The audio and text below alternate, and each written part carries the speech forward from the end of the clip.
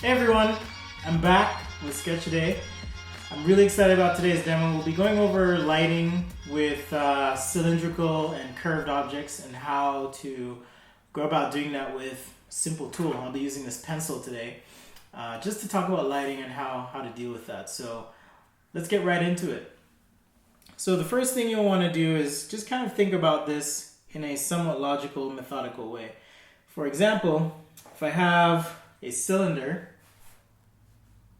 and I look at that cylinder from the front rather, it's going to have an outline something like that. Now if I look at that cylinder from the top, it has a profile something like that. Now let's say I'm just observing this cylinder from the front, so again I'm looking at it this way, and I'm thinking about the light here, and here's an eye indicating where I'm going to be looking at the cylinder, in which direction. So let's say, for example, I've got light coming from the side as it passes my cylinder on the edges, and this light trails away. I'm going to get what's called a shadow core at that point on the cylinder. Now if the cylinder is more matte or flat, it's going to appear more dull in that shadow core area.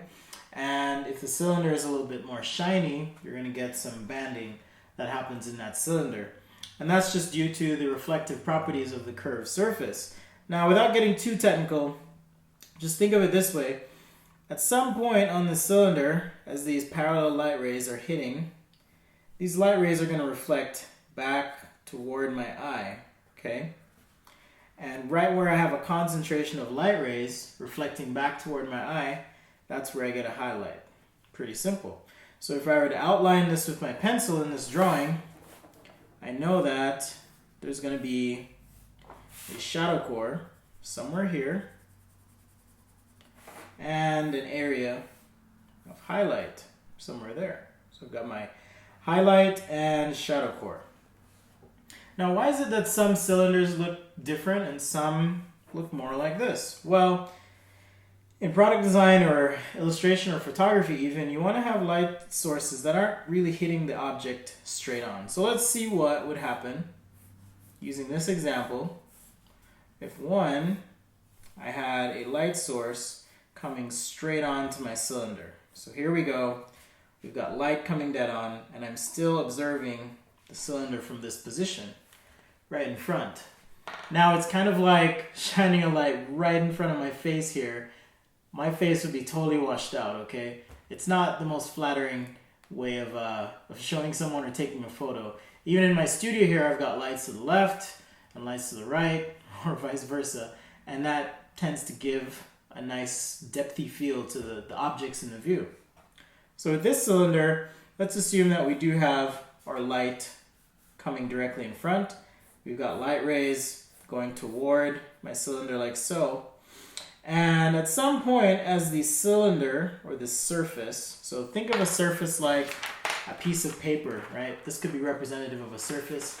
And I take this and I start to bend it. I'm creating three-dimensional geometry. And what we're drawing here is a representation of that geometry. So, as these light rays hit the cylinder and these surfaces change direction away, some of these light rays, as I move around, okay, as they are incident to this circle, are going to trail off till eventually, boom, right at the sides, I've got a shadow core. So I may end up with something that looks like this, and that's totally fine. Okay, that still reads as a cylinder. It's just not typically how you'd light a product. So what happens if, so there's example 2. In example 3, I've got light coming directly from the side. So again, imagine me here, my face completely lit from one side, and I've got darkness on the other side. It doesn't really lend itself to, let's see if I can hide some light here. There we go. So as I hide this light, the scene really gets kind of moody and deep and dark, and that's really not what we want. Because we're showing objects, we want a nice well-lit scene. So if we had a cylinder like so that was lit directly from the side, and I'm still observing it this way, Okay, it's going to be a shadow core in the middle. And at some point here, as the light is incident, okay, to that surface, you can calculate these angles. That's for another video, however. You would get light coming towards you.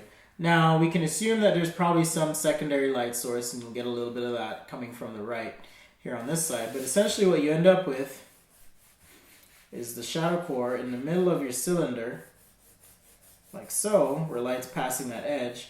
And perhaps one side of the cylinder is a little bit darker than the other, right? Because we've got a primary and secondary light source. But, let's see if I can do this on purpose here. There we go. So let's say the right side here is a little bit darker than the left side. Well, that's what you end up with, is a little dark shadow core going through the middle of that cylinder. So there's 3 examples, okay? In this example, I'll just go ahead and shade it in. We get a shadow core, an area of highlight, and then a little bit of trailing off. So that's your typical arrangement for a cylinder as it's sketched, okay? We've got light coming directly on, which kind of feels a little flat to me. If you feel like you want to do it that way, great.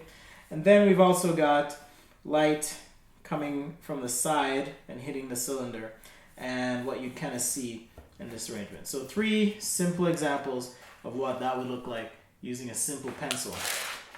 Now, what if I were to use something like a marker and we had a nice 3/4 view of the cylinder? Well, first thing I would do is draw the top of my cylinder. Now notice as I do this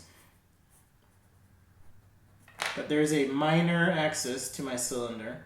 And if you watch any of my videos about ellipses, you can recap or review some of this information about minor and major axis. But in this case, the minor axis is a certain length. Let's just call it X. Right through there. You can draw a nice little axis, and then draw the bottom of my cylinder, connect the sides like so. And as I've drawn this, and you can try this at home if you get something like a cup or a cylinder, tissue paper tube, anything like that, you'll notice that the top of that tube is a little bit narrower than the bottom of the tube, okay? And that has to do with your eye level in relation to the object. So the closer the object is to my eye level, the more flat it's going to seem, okay? So I'm going to take my little pencil container here, and you can see right at eye level, it looks almost like a line. And as I move this down in relation to the camera, now you can see more and more of the opening. So that line that divides this ellipse as you see it is what's called the minor axis. Okay, so if you're drawing an ellipse in perspective, just to recap a little bit, just remember that the minor axis is always going to be collinear with that line as it goes down to a vanishing point. In this case, the 3rd vanishing point at the bottom of the page. Now, if we're doing this with marker, just try and think about the top of your cylinder in one of those 3 scenarios. I'm going to pick the one like this, where I've got light, some light bulb, shining light toward my cylinder, like so. So I'm going to have a shadow core here, and some area of highlight. Here's my eye, as I'm observing this straight on. So I could even map this out just really lightly with a highlight and an area of shadow core. Now from here it's pretty simple. I'm just going to take some markers. Let's see, I just need 3 that blend really well together.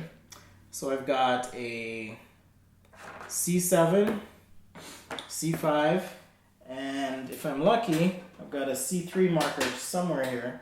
But if not, we'll go ahead and use the C4 and maybe push the 5 and 7 a little bit more as we blend. So lightest lights to darkest darks is what we do. So on either side of my highlight,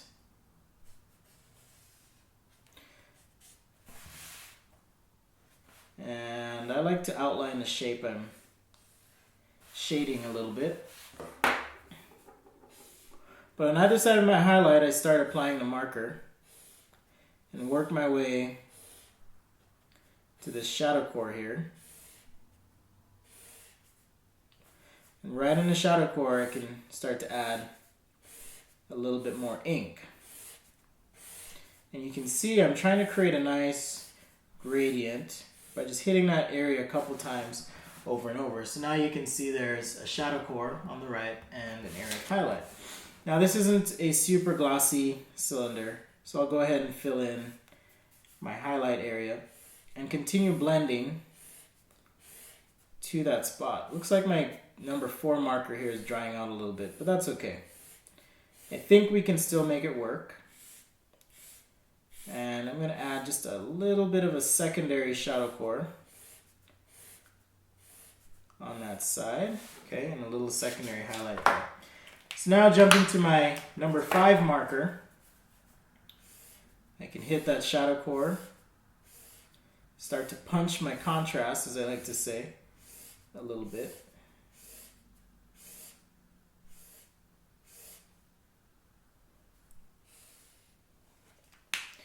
And now I can come in with my C7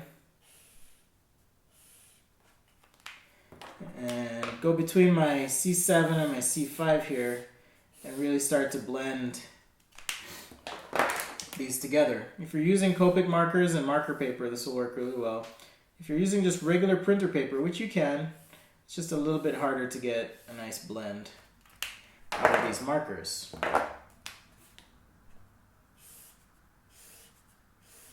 Okay, I'm with my 5 there. So now I've got a nice gradient.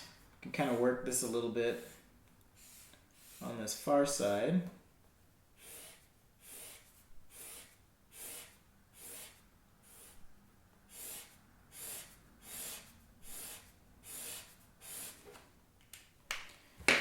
Okay, and then on the top, I'm going to jump back to my nice light C4. With surfaces, you want to make sure that at the area of coincidence of the two surfaces, or in other words, where the edge is formed, I'm trying to make sure I have the most contrast at that point. So as I create a subtle gradient on the top of this cylinder, I'm trying to show, essentially, that there's directionality to this surface on top. Let's throw a little shadow on the bottom here. And also that there's directionality on the side. I'll throw a little shadow in here as well. And perhaps I can dive into this a little bit deeper, but most importantly, just take a look around you in the room you're in or at an object that has some surface that changes direction, like a box or cube. And you'll notice that right in this region where this edge is formed, where the two surfaces meet, that there's a change in contrast. So I've got one value here and a second value here, okay? Because light never hits surface perfectly. We get variation in the shading or lighting of that surface. Okay, so that's just a quick video about cylinders and how to go about rendering. Thanks for watching. I hope you learned some good stuff, and look forward to the next video where we'll take these principles and we'll apply it to an actual product and just think about how we'd go about rendering it. Thanks, guys.